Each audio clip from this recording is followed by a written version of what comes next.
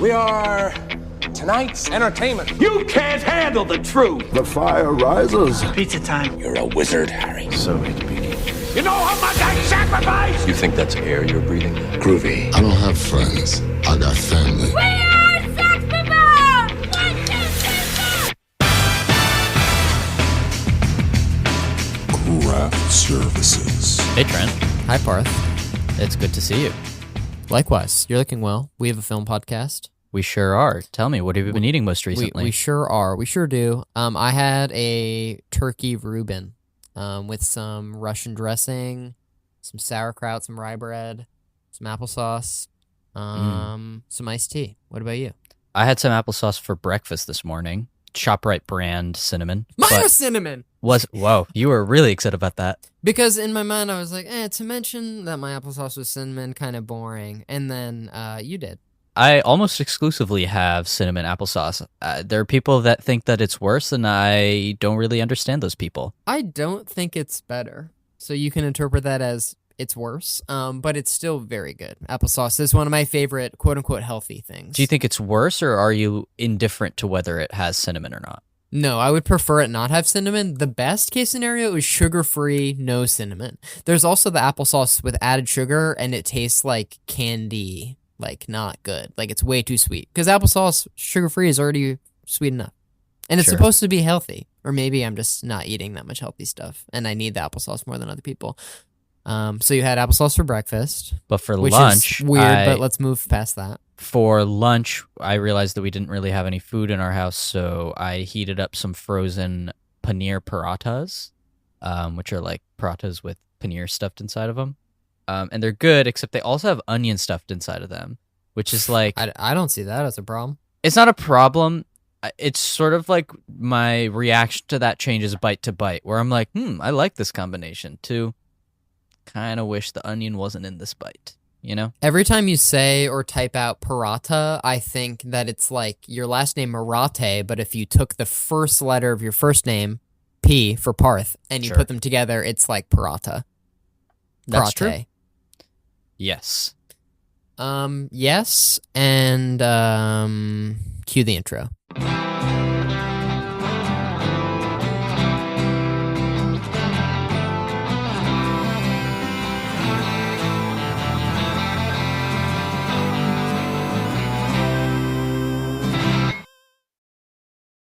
Welcome back to Craft Services, where we talk about the movies. Each week we talk about a film and hopefully have a crew member of that film to talk with us about their experience working on the picture. This week we had Oscar-winning editor of Dune 1 and Dune 2, Joe Walker, but he only won the Oscar so far for Dune 1. But we interviewed him about Dune Part 2, and this is Part 1 of our interview with him, which will be released in 2 parts. So this is Dune Part 2, Part 1, not to be confused with next week's release, Dune Part 2, Part 2. We're Dune Part 2, Part 2, with interview with, Oscar-winning editor Joe Walker. But anyways, this was a big get. We'd been trying to get this for months. It was maybe almost going to happen closer to when the movie got released, but I'm almost more thankful that we got to do it after. I'm happy we got to go sort of really in depth, I think. Yes, really in depth. Traditionally in our interviews, it'll be like, what were you like as a child? Tell me about your film school experience. Tell me about every movie you've ever worked on. Here's a bunch of cool movies. But here it was like, Editor Joe Walker, we're here to talk about Dune. We're here to talk about Dune and Dune Part 2. And want to know what we did? Just that. Yeah, and I kind of don't want to delay the audience any further. Trent, is there anything we should say before queuing this guy up? Good luck. Strap on your seatbelt. It's Get ready, guys. A bumpy ride. Cue the interview.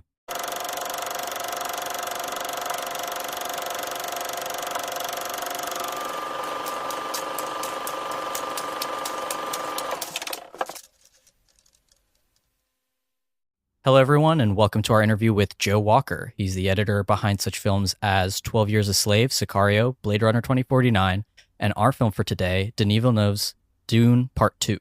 Thank you so much for being with us today. Lovely to see you, and well done for correcting Denny's name correctly. Thank you. So just to start off, how did you know you wanted to work as an editor earlier in your career? I've always, I started mucking around with 8mm film when I was a kid, and my parents had a wedding present, which was a little 8mm wind-up clockwork camera. I used to be the only person who knew how to join the film together when it got burnt in the projector. So, and I used to trot around with it. I went to Wimbledon when I was a kid. There was a lot of great tennis players then. That was back in the day of John McEnroe and Björn Borg. And I used to hang out on centre court, wait for somebody to give away a ticket and try and... Actually, I made a terrible mistake. I took my camera along to capture the service of Roscoe Tanner, who you won't know, I'm sure, but at the time he was the fastest server in the world. It was kind of off the records. And I thought, I'm going to try and get that on camera. And I hadn't figured that when you press the button for a slow motion shot on this camera, it sounds like a pneumatic drill. So I actually got kicked out of Centre Court Wimbledon when I was 12 years old. That was quite an accomplishment. But I was kind of divided between music and film always. And I always, even as a kid with a projector, I was always playing records and slowing things down. And I was interested in animation, and that sort of division has carried on throughout my life. And, for a long period of time, I did a classical training in writing music for orchestra and ensembles. And then I earned a wage for a long time writing music for documentaries and dramas and children's programs, which were a lot of fun. And sort of was dithering. I'd been doing editing at the BBC, and I'd got into that because of my background as a sound editor. Jobs weren't coming along, and I decided to leave the BBC, and I pursued music for quite a bit. Felt I got somewhere, very happy with that. Realized it was an incredibly lonely job. You're in outer space in terms of a production. It was really, I think it was working with Steve McQueen on Hunger that really locked me in on editing. I felt like there was something I could do, maybe a little differently from other people with my background and my interests, and so it carried on. So yes, it's more than a full-time job. I just have a question about your music background. How would you say that affects you as an editor, given that, I don't know, editing is like a music in of itself? Well, it is exactly that. I mean, it's kind of like composing or producing something, but, music producing something, but with the added benefit of story and performance. You have both those in music, but not to the degree that you have in Cutting Timothée and Zendaya and Javier Bardem and others. It's kind of a delicious thing to try and find a rhythm for everything, honing away the pace of a film, a story, and dipping away at making kind of things strong statements and, bringing out the character of a film. So I kind of absolutely see no difference personally in what I do from what I did, and just with more experience, I guess that's the main thing.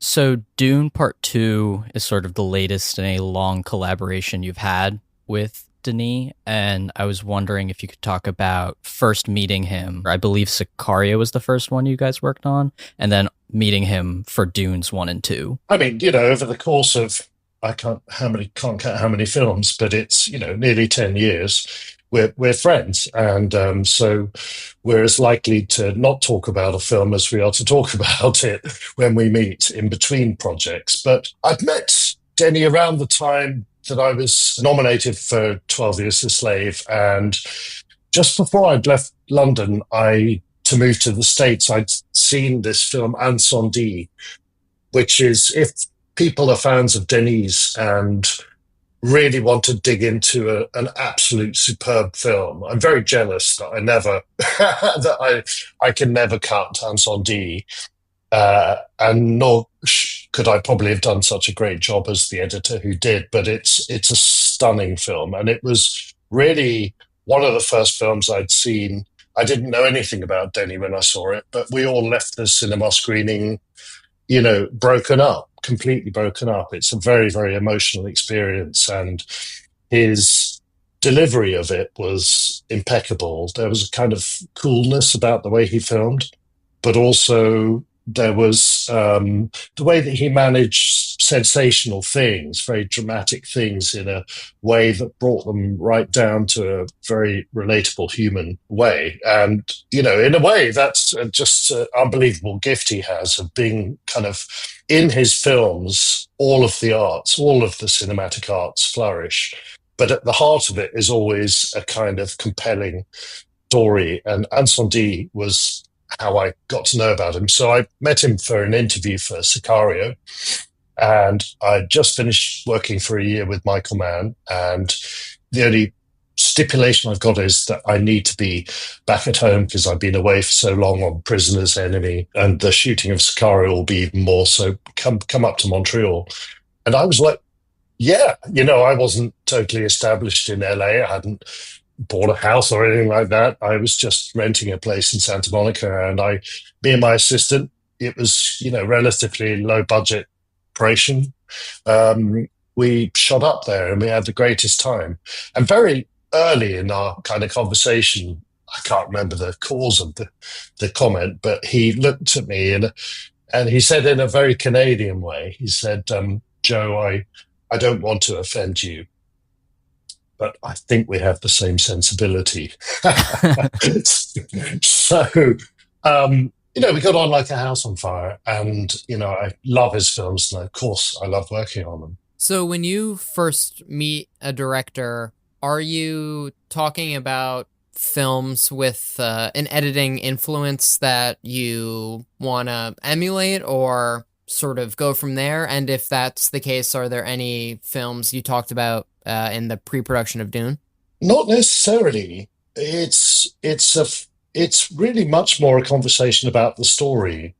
The first exposure I'll get in between films, I leave him be to do his thing, and then when he's ready and he's got through, the process of, in this case, writing a script, or I get the script, and soon after that, you get this sort of, there's a wonderful entry into his films. The first one is often storyboards that he's been working on with Sam Hideki up in Toronto, and is a great storyboard artist. And it's a kind of conceptual workout. You start to glimpse the way that this thing is going to be sort of built brick by brick, and the look of the thing. And then Patrice Vermette, the production designer, will share with the heads of department a kind of sometimes a 90-page document, which is visual references. In this Dune Part 2, the first thing I saw was images of the Sitch. So, the strong down lighting and the kind of ancient walls and the kind of sense of home, and, the little cave that's almost made it feels like fingerprints in a way on the wall. And there'll also be design items like the Atreides flag, or the daggers, or the swords, and the tables and the furniture. So in your visual imagination, you start to really flesh out the script. So the conversations are often about the script and how, I've got a free voice to be able to say where I feel something isn't quite lifting out maybe as they intended, or an area of concern. But, in the case of Dune Part 2, I had no notes. It was, I could tell it was going to be just a gem. So sort of building off of the storyboards, I know how important they are when they go into film. How fresh do you like to be when you're first assembling the footage? Are you trying to work off of a plan, or like looking at what they intended, or do you try to just, as much as possible, go in blind and sort of see what your first impressions are with the footage? Well, it tends to be, given that there's that much. I mean, it's an extraordinary amount of preparation and detail that goes into something like the Worm Ride. it's a Sure. 44-day shoot for Paul grappling with getting onto the worm. So, and then there was more filming on location to grapple with. So, I mean, my duty would be on a scene like that to show them what they planned, and then to have, Denny always gives me a free rein to interpret it and to kind of say, okay, that's a repetition. This is too long. That is, what about if we don't cut to that shot that they spent months working on? And, on Blade Runner 2049, for example, it was, it's a while back in VFX terms, and we had digital face replacement for Sean Young's character. And that was a case where they spent forever. It was a year before you got the finished, absolutely ready for cinema screens version of it. But I do remember that Denny came in right at the last moment and said, how about we just cut this scene again and just imagine that it's your dailies, and get a fresh approach and rough it up. Don't be so respectful of the shot and the plan. And we've always carried on like that. There's always been the opportunity to kind of drift. I mean, he goes into these things with a script and often with a storyboard. And in the case of the very complicated VFX sequences, there'll also be a previs nowadays, which is getting pretty good.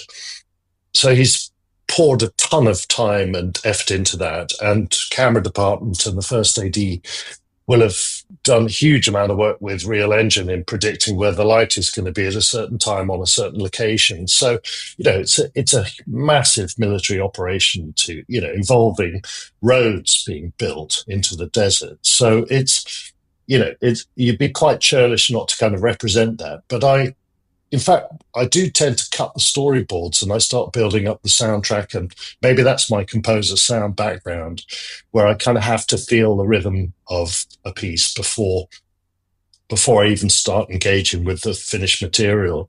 It's a phenomenal thing, but on the day, they'll often tear it all up and just see something better. And, in the worm ride, for example, I remember there was a plan, certainly in the previs, so it had gone quite far as an idea that when you reveal the worm, that you crash into a sort of closer shot, and that was always on the cards.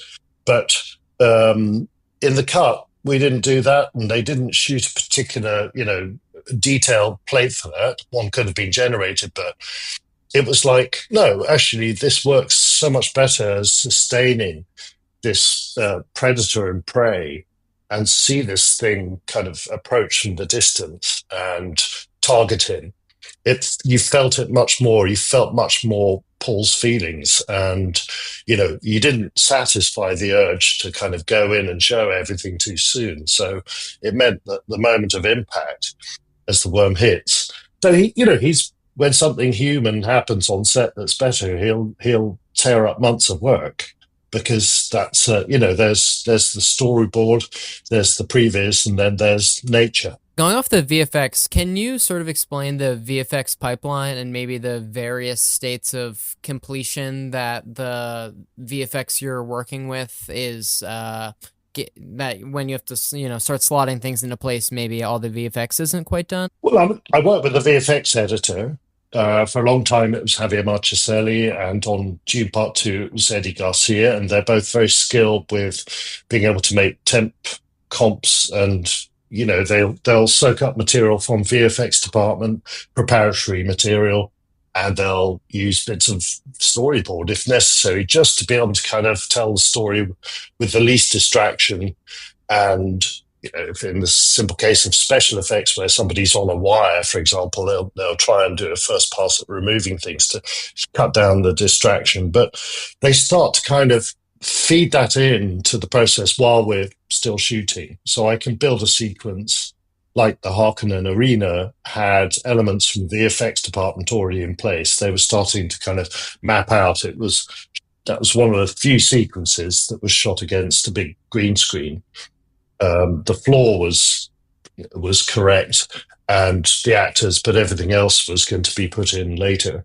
So they they start sketching it out because there's a lot of geography where they have to kind of match the scale of this building that he's fighting in, Fade is fighting in. So all that's coming along while you're shooting, but it's very, can be very crude for the longest time. It's a long time before there's verisimilitude. It's almost like everything's kind of looks really crap and for about 97% of the time. And then in the last moments, as an editor who's sitting in the middle of a, turning world of things coming at you from sound department and music department and camera department and VFX department, you suddenly get these beautiful shots that are fully worked out where they've, pulled all the strings.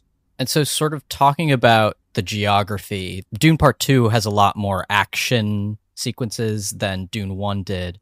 It's also specifically blocked out, at least while watching it. It kind of feels like everything is exactly as was planned. And I was wondering how much work in the edit were you doing? Was there a lot of coverage or was it all very... I mean, it obviously was all very planned, but in terms of the edit points, because it all works. When you've got Timothée, Zendaya, Harkin and guards, the fight takes a different direction. Little details are kind of focused on. It's very responsive filmmaking, and they are, Greg and Denny are always trying to kind of catch the gifts as they fall from the tree. And I suppose in every effort is made to try and make sure that it doesn't feel too, pre-planned. Of course, you can't. You have to know where an ornithopter is going to be for people to look up to it properly. So there's that level of planning, and there's a perfectly viable storyboard. But for example, in a fight sequence, the storyboards tend to kind of peter out, and you hand over to the actors who are working with a stunt director, Roger, and they develop things that they're so brilliant what they bring. I mean, the final fight between Fade and Paul, for example, has got this, some moments of just pure brilliance, and I had no idea it was coming down the pipeline. It would just sort of come, there's a ferocious shot of Fade coming towards, making Paul back off bit by bit, and there was that lovely there's a little Easter egg in there, which is, I think, I've always interpreted it that at the end, the final dagger, sorry, spoiler, gone, but the final, the knife in Fade's guts is set up in the very first fight sequence you ever had in Dune Part 1, which is the Gurney fight, where Paul thinks he has the advantage with a knife at Gurney's throat, and Gurney says, look down, I would have joined you in death. And there's, little prefiguring like that. It's very, they develop with Denny such kind of brilliant story along with fighting. So you don't end up with very much, hopefully feels like a kind of set up sequence. It feels very kind of real. That's the aim. Just as you draw that parallel between Dune 1 and 2, we think this is the first subsequent movies of your career that you've worked on both, and we were wondering what you may have found advantageous about that opportunity. I really love the fact that having done certain things with great, the film did certain things with such great character the first time round. You didn't have to lean into it so much, and it felt like far more intelligent to be able to kind of refer to things. But for those that know, there's a way of doing things. I mean, I'm talking very abstractly, but I'll give you an example of when Lady Fenring, Leia Seydoux, produces Fade. There's this, of course, a very big reference back to the Gom Jabbar scene with Mahayam at the beginning of Part 1. But you didn't need the elaborate shot, of Paul going unconscious and drifting across the room.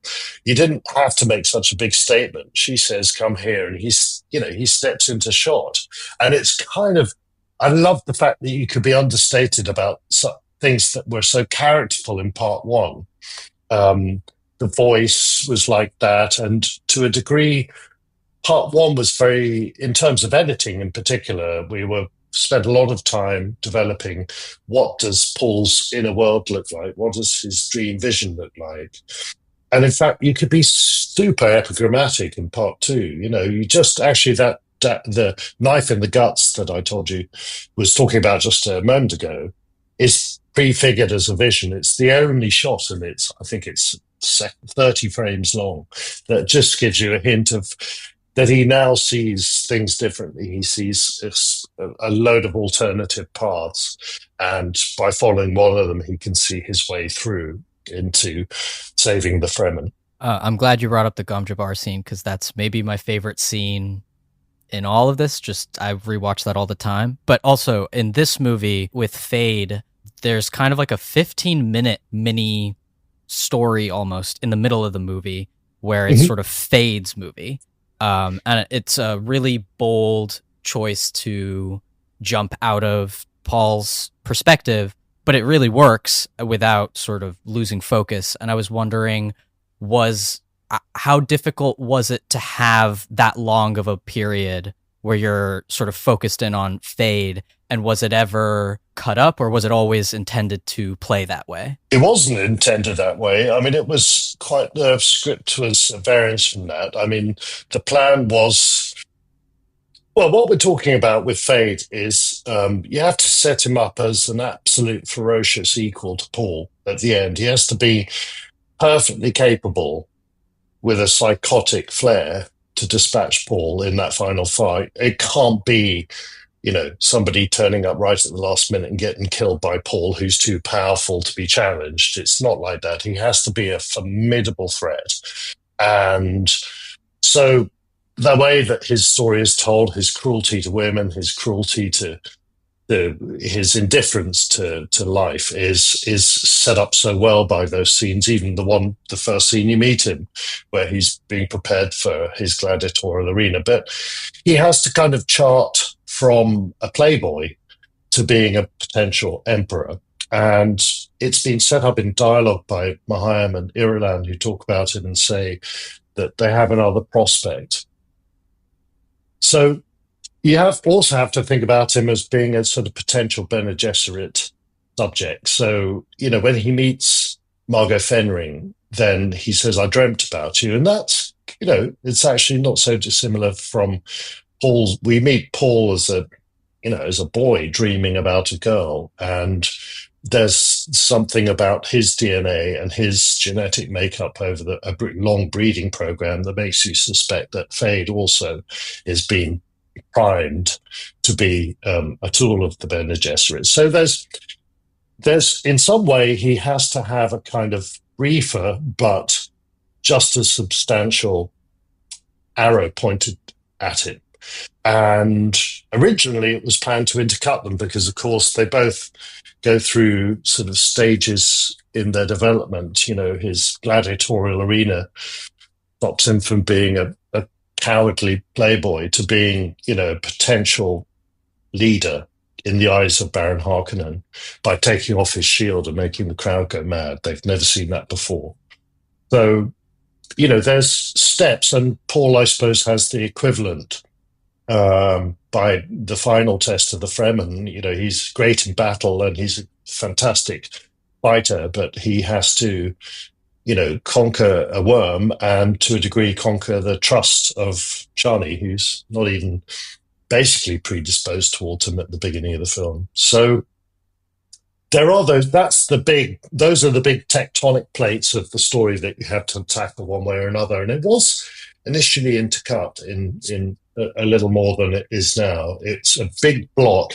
And we felt during the director's cut, that it played better as a long ride, that you go from Paul shunned in the desert, absolutely alone, fatherless, familyless, in the company of a pregnant and deranged, shall we say, maternal figure, and with a group of people that would trade him for water any day. And you have to go from that to being a potential messianic leader. It felt like that ride was meteoric and you had to kind of follow the path. It's a very televisual thing. Not that the script was anything like that, but it is a very televisual thing to spin a plate up to speed, and then when it's up to speed, you spin another plate. And that, is such a kind of familiar dramatic way of building, building a dramatic story. We're so familiar with that, and it tends to give you, the benefits of that are long seasons of television that work beautifully because they're not trying to give you a beginning, middle, and end. They're giving you an endless middle, if you like, and hopefully giving you a satisfying end if they're allowed to. So, I would say that, we took advantage of that sort of cinematic presentation to be able to kind of give it a real long ride where you feel like you go from zero all the way before you cut away. And when you come back to him, life is, he's threatened very substantially by the Harkonnens.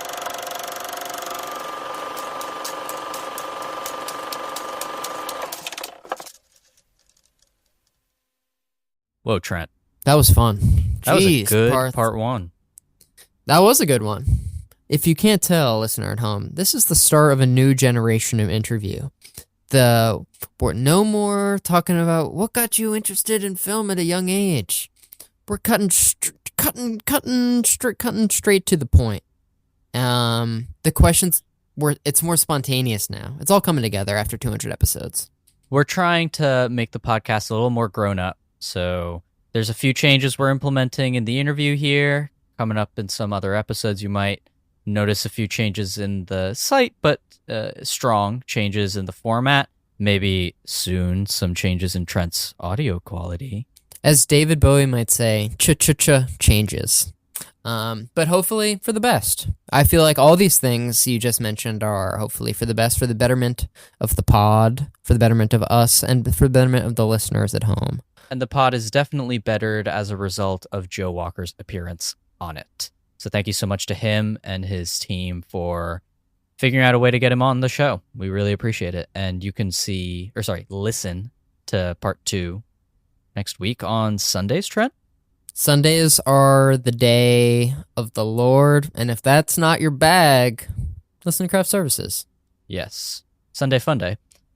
You can check us out on Twitter and Instagram. We post updates there, and maybe some more updates are coming your way there as well. And if you want to listen to us like you're doing right now, but if say the device you're on now, it's not cutting it. It falls off a bridge tomorrow. You got to go on a new device. You got to start from scratch. Spotify, Apple Podcasts, Stitcher. Wherever you get your podcasts, we're there, man. And as always, thank you so much for listening. We really appreciate it. Leave a good review for us, please. And please let us know if there's anything we could be doing better. Yeah, you could. I was just going to say leave us a 5-star review, but if there's anything you think we could be doing better, someone, historically, we don't know who they were. One person gave us a 4-star review.